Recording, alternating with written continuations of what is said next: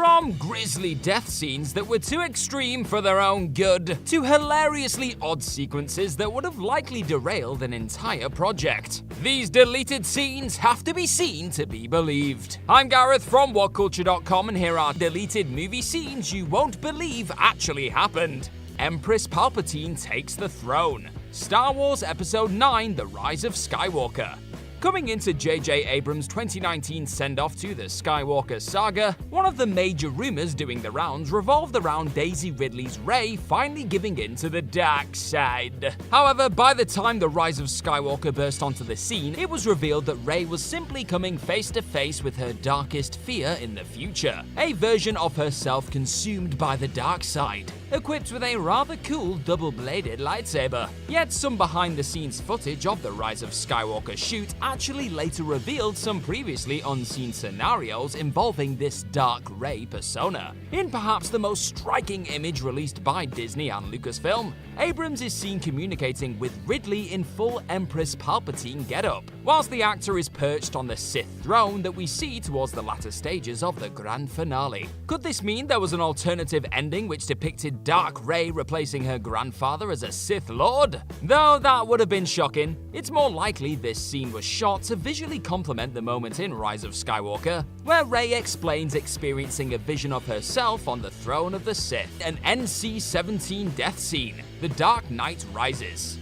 Now, The Dark Knight Rises may not be a film that completely shies away from some rather unsettling moments of violence. Hell, Bane literally breaks the Bat's back in the final entry of Christopher Nolan's trilogy. But it once boasted a moment so chilling that the feature very nearly earned itself an NC-17 rating. According to actor Matthew Modine, his character of Peter Foley was once set for a pretty disturbing conclusion in the film, one that was even shot on set. As many will no doubt remember, Foley is viciously killed by Talia al Ghul during the feature's climax. However, viewers don't actually see the moment he's dispatched by the daughter of Ra's al Ghul. This brutal moment was in fact filmed by Nolan, but the visual of Foley, or rather Modine's stunt double, being pulverized by the vehicle and sent flying through the air, only to smack into the concrete with a sickening thud, was deemed too extreme to include in the feature. Nolan even went as far as to tell the actor if he would have put it in the movie, it would have got an NC-17 rating because it was so violent.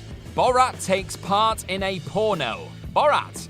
If you've ever had the pleasure of witnessing any one of Sacha Baron Cohen's consistently outlandish skits whilst under the guise of his trusty Kazakhstani journalist Borat, you'd be forgiven for thinking that no situation was off limits. Yet in the case of Borat's first big screen adventure, Cohen was clearly game for a rather raunchy scene to make the final cut. But that still didn't stop the controversial moment landing on the cutting room floor in the end. Cohen explained whilst on Conan that they filmed a full scenario which saw the character joining a porn movie.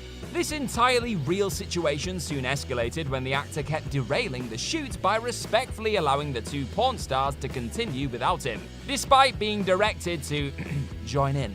Things soon got out of hand when Borat only agreed to sleep with his co-star if she had hair on her pubis, resulting in the director gluing pieces of his own hair on said area to move the shoot along. Yep, that actually happened. Ultimately, Borat explaining that he contracted syphilis a whopping 24 times was the final straw, leading to the poor actress on set thankfully putting her foot down. Dr. Julia Harris takes things too far. Horrible Bosses 2. One of the most talked about elements coming out of the first Horrible Bosses movie was the sight of Jennifer Aniston's Dr. Julia Harris routinely tormenting Charlie Day's Dale Arbus, with the character doing everything in her power to blackmail her colleague into sleeping with her. Yet things were taken up a notch when it came to the film's eventual sequel, to the point where the folks behind the feature definitely felt they'd gone a little bit too far. As Aniston explained in an appearance on Conan, one deleted scene involved intercourse with her character that was kind of not even mutual. It would have seen Harris having unconsensual sex with Dale whilst he was in a coma, making it fairly obvious why the anything but funny scene was ultimately given the chop in the end. The disturbing act is still alluded to in the sequel, which is a problem in its own right. But at least someone had the sense to see that throwing this horrendous sequence into the film would have invited more unwanted controversy aimed at Aniston's character and the movie as a whole. Logan kills Jean Grey again. Logan. James Mangold's Logan wasn't afraid to delve into deeper and darker waters, with the old man Logan-inspired tale constantly reminding us that life ain't all sunshine and rainbows during its 137-minute runtime. But many will be surprised to learn that arguably one of the film's bleakest moments, and oh boy is that saying something, didn't even make it into the finished product. Coming during the sequence which saw Logan, Charles and Laura enjoying some dinner with a family they'd helped in the wake of a road accident. When asked whether old Wolvie was ever married, Professor X drops a tragic bombshell. Charles explains that Logan was in fact married to Jean Grey, a character fans of the X-Men flicks and comics know only too well. However, the professor would also add that she passed, thoroughly killing the mood by stating that he killed her. Mangold has gone on record to admit that while he liked the moment in isolation, when cut into the movie it had a powerful effect of damping that moment. Yet it is interesting to note that Logan once again was seemingly responsible for the death of his beloved Jean. Pennywise eats a baby. Yep, this actually happened, or at least it was shot. As Bill Skarsgård revealed on the Playback podcast a few years ago, a scene was filmed for the first It feature which focused on the backstory of the demented being that would eventually become Pennywise. This sequence turned out really disturbing according to the actor himself, and was ultimately left on the cutting room floor. Later down the road, the script used to shoot this freakish moment was then leaked online, revealing that the deleted scene in question would have involved the earlier form of Pennywise devouring a baby girl in front of her own mother. By the sounds of it, the exchange would have been up there with some of the monster's most barbaric and gruesome acts to date. But the sight of an innocent child being eaten alive by this creature would have likely been a bit too much for more than a few. So it's no surprise everyone involved decided to spare audiences the horror of this horrific act on the big screen. The Force isn't strong with NSYNC. Star Wars Episode 2: Attack of the Clones.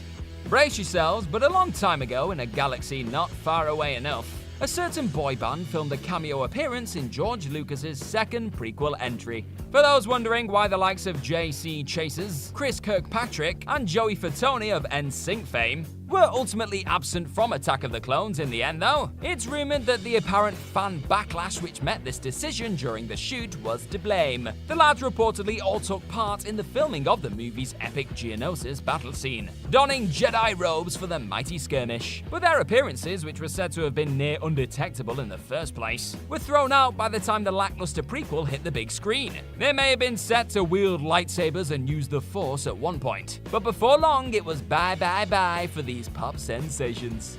An alien crab walk. Alien. The age-old adage of less is more usually lends itself perfectly to the creation and execution of a movie monster on the big screen. One glance at the way Steven Spielberg had his audience do the heavy lifting for him when bringing big old Brucey to life and into our nightmares in Jaws sits as perhaps the most notable example of this. However, Ridley Scott's delivery of his xenomorph in Alien undoubtedly comes in as a close second. While Scott did masterfully use the all-round dark and gloominess of his chosen Nostromo setting to effectively tease the appearance of the terrifying creature for the most part, one scene which failed to make the final cut very nearly derailed all of that suspense that had been brilliantly building. Instead of having the alien creepily maraud towards Lambert before ultimately ending her life in a sickening fashion, the original cut of the scene had the xenomorph perform what can best be described as a crab walk towards its prey. It looked as hilarious as it sounds, and quickly shifted the vibe from intense to ludicrous. Luckily, Scott made the right call to leave this version of the scene in the editing room. J. Jonah Spider-Man? Spider-Man 2. If you thought J.K. Simmons' unexpected appearance at the end of Spider-Man Far From Home was the most shocking scene involving the actor in full J. Jonah Jameson guise, then do we have a treat for you. Released as part of Sony's Spider-Man 2.1 extended cut of the sequel to Sam Raimi's first Spider hit, we somehow found ourselves in a situation which depicted Jameson jumping around his office in the web-slinger's iconic suit, all with his trademark cigar in mouth. This moment had come on the back of Peter Parker famously dropping the Spider-Man mantle in said sequel, even going as far as to throw his suit in the trash. The attire then ends up in Jonah's possession in the theatrical cut after being fished out of the bins by a passerby and delivered to the Daily Bugle. Yet things take a bit of a turn in the extended version when the loudmouth editor-in-chief strangely opts to take the Spidey suit out for a test drive. Now let's be honest, it certainly makes for a balmy visual. but it no doubt would have felt out of place in the originally released film. But never fear, Spider Jonah may just pop up in a multiverse near you going forward. Harley Quinn and Deadshot share a smooch. Suicide Squad. On the back of Zack Snyder's Justice League breathing new life into a property that had once been considered a depressing failure, fans were quick to clamor for the release of the Ayer cut of 2016's ill-fated Suicide Squad, in an image which was unleashed onto the Twitterverse by user @RTAyercutSS. A previously unseen shot of Harley Quinn snogging Deadshot quickly caught people's attention. An accompanying piece of script which described this very moment soon followed on the same account, leading many to wonder just what else was butchered from Ayer's original movie. The director himself has confirmed that this Twitter user's leaks are legit, admitting that all the excerpts that were posted onto the account were very much filmed. But will the positive response to these images and script leaks help persuade Warner Brothers to pull the Ayer cut trigger? Well, stranger things have happened. Tobey Maguire's Spidey rematch with Willem Dafoe's Goblin. Spider-Man No Way Home. It's hard to feel in any way let down by a Spidey feature that still boasted everything from 3 different live-action web slingers cracking wise, to a great many of the Wallcrawler's most captivating enemies taking on the trio of Spider-Men. However, No Way Home did also come rather close to unleashing yet another crowd-pleasing occurrence that unfortunately wasn't able to make the finished cut. As revealed in the 3 Big Bad featurette for the MCU flick, there was clearly a moment there when John Watts had planned for Willem Dafoe's Goblin to battle it out with Tobey Maguire's Peter 2 on top of the former's glider. For whatever reason though, Watts and co. thought it best to leave this particular epic rematch out of the spectacular closing stretch of the feature. Again, Maguire's Parker is at least given a few satisfying moments with Doc Ock and Sandman during that climax, but not getting to witness his Spidey take on Norman Osborn one last time still likely left some feeling ever so slightly disappointed heading out of the multiversal madness. Arwen and Aragorn's courtship days, The Lord of the Rings. Despite eventually unleashing a collection of seemingly never-ending extended editions that came simply stuffed with glorious additional scenes of Middle-earth goodness, it turns out that Peter Jackson did still find a way to leave out a compelling chunk of Lord of the Rings action. No, seriously, he did. That's according to the King of Gondor at least, with Viggo Mortensen eventually revealing around the time of the 4K release of the Rings trilogy that he once shot an eventually deleted scene involving Aragorn and Liv Tyler's Arwen during their early courting days. During said ultimately cut out sequence, Mortensen was said to have been beardless and prettied up, with the team behind the flicks doing their best to make him look as young as possible before dressing him up like an elf. The scene, taken straight from the pages involving the lovebirds wandering through a flowery meadow, was described as a beautiful sequence by the eventual Academy Award nominee. However, it simply didn't matter how gorgeous this deeper dive into the pair's romantic past was, Jackson simply felt it was not needed. And so both Viggo and the rest of the world are still yet to see a moment the actor himself adored shooting. Give the man his flowers. Mother tries to baby feed rat into Justin Long's mouth. Barbarian. Just when you thought it was physically impossible to create a movie more disturbing and horrifying than the one Zach Cregger managed to creepily piece together last year, it turns out the Barbarian very nearly came equipped with yet another entirely chilling moment. Whilst bringing rather horrendous piece of work AJ to life throughout the making of the hit horror thriller, Justin Long would note that there was actually another nightmarish sequence he shot involving the unsettling mother that didn't manage to make the final cut. The scene, one Long himself admitted took it to another level, would have involved a terrified AJ trying to resist his captor.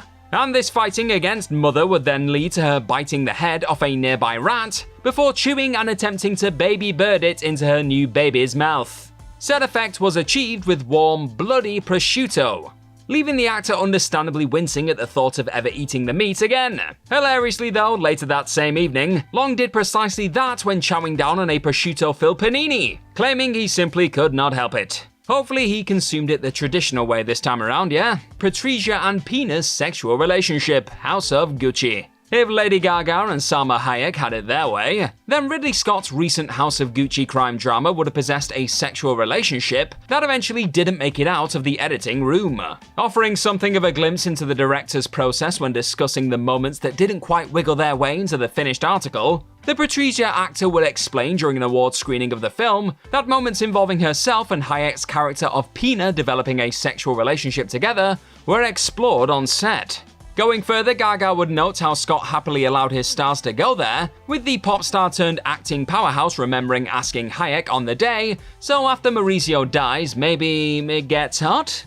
You think she's kidding was her co-star's response to the unexpected revelation, with it still not being 100% clear why Scott opted to leave the sequence involving his actors exploring this improvised part of their character's relationship out of the feature that landed in theaters. But Gaga is still apparently holding out hope their steamy interactions could still be seen one day, hinting at a potential director's cut, who knows, during the conversation. The Scarlet Witch decapitates Mordo. Doctor Strange in the Multiverse of Madness. There was actually a moment there when Sam Raimi threatened to get even more disturbing in the thick of Doctor Strange in the Multiverse of Madness. Speaking during the audio commentary that accompanied the digital release of the super film, Raimi and writer Michael Waldron explained how there was once a moment in the universe-hopping tale that involved Elizabeth Olsen's Scarlet Witch brutalizing yet another familiar face. You can't have too many, can you? Or maybe you can as it goes. Early in the day, a moment involving Mordo from Universe 616 trying to take Wanda Maximoff's power would have led to the one-time pal of Stephen Strange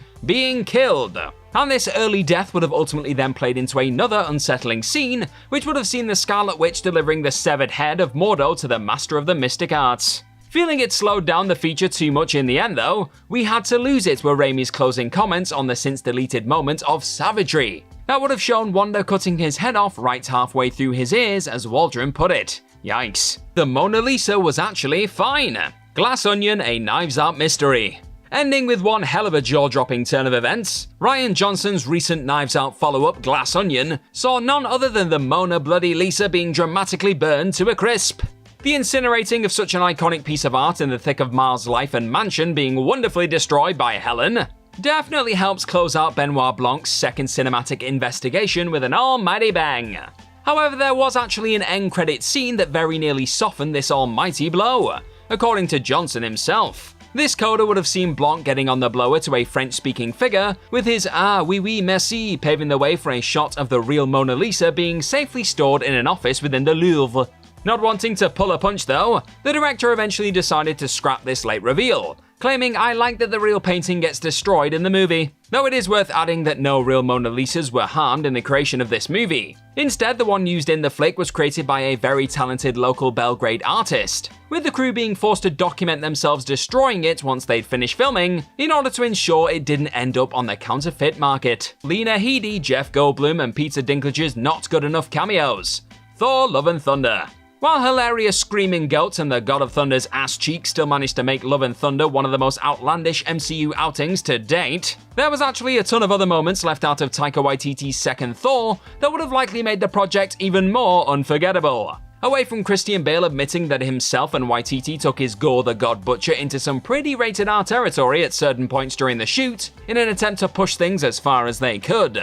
Another collection of intriguing super scenes weren't deemed suitable for the finished godly sequel either. Or as Taika himself phrased it, the sequences that would have involved the return of the glorious Grand Master and Infinity War's mighty dwarf Eitri, played by Jeff Goldblum and Peter Dinklage respectively, and MCU debut of Game of Thrones Lena Headey just weren't good enough to feature. And those praying to one day be the judge of whether these deleted star-studded scenes were up to scratch or not, were ultimately dealt a rather painful blow by the Oscar-winning filmmaker, with Waititi clearly explaining "I don't want people to see the deleted scenes because they're deleted for a reason."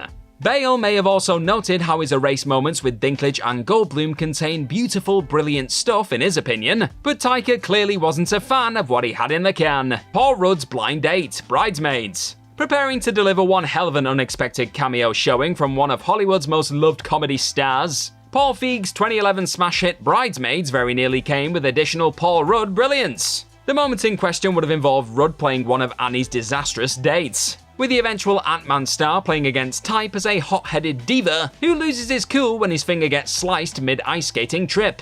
We've all been there, right? And things were looking great as the moment tested well in early screenings, with Kristen Wiig explaining how people just went crazy when Rudd's hilarious performance showed up in the flick. But with the first cut of the side-splitting picture being too damn long, the difficult decision was eventually made to sacrifice this unanticipated appearance. Feig would even go as far as to class Rudd's work as one of the funniest things I've ever been a witness to. Yet that still couldn't keep him from having to kill his baby, so to speak. with the director feeling it just didn't ring true that Annie would be torn between John Hamm's Ted and Chris O'Dowd's Nathan, and also be going out on numerous blind dates at the same time. Peter reunites with his father, the Amazing Spider-Man 2.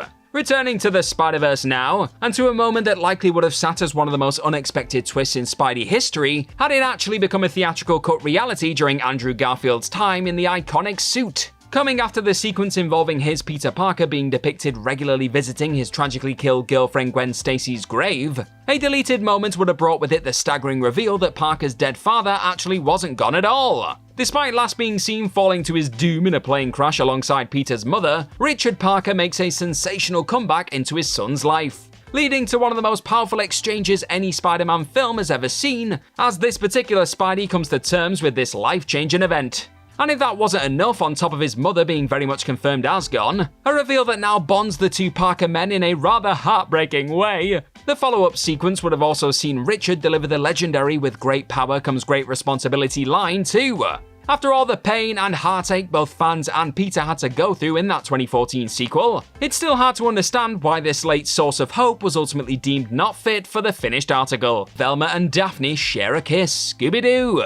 Rumours of an apparent relationship secretly going on between Daphne and Velma throughout the events of the first live-action Scooby-Doo movie have been out there for a while, with writer James Gunn confirming a few years back that Velma in particular was explicitly gay in his original script. The studio repeatedly watered down this aspect of the character though, and according to Sarah Michelle Gellar, a moment involving her, Daphne, and Velma sharing a smooch was also left out of the completed picture despite it actually being filmed. This revelation was swiftly followed up by Gellar noting how she had no idea where the deleted scene ended up. And for those wondering when this erased moment would have gone down, well, the actor explained back in 2002 that the kiss would have shown up during the supernatural body switching sequence. Not knowing how to get the right souls back in the correct bodies, Daphne and Velma soon decided that they may as well try a quick smooch and see if that did the trick. And it would have. But the folks calling the shot clearly weren't happy to unleash a steamy moment Gellar feels the world wants to see. And so this particular Mystery Inc. snog never saw the light of day. For now at least.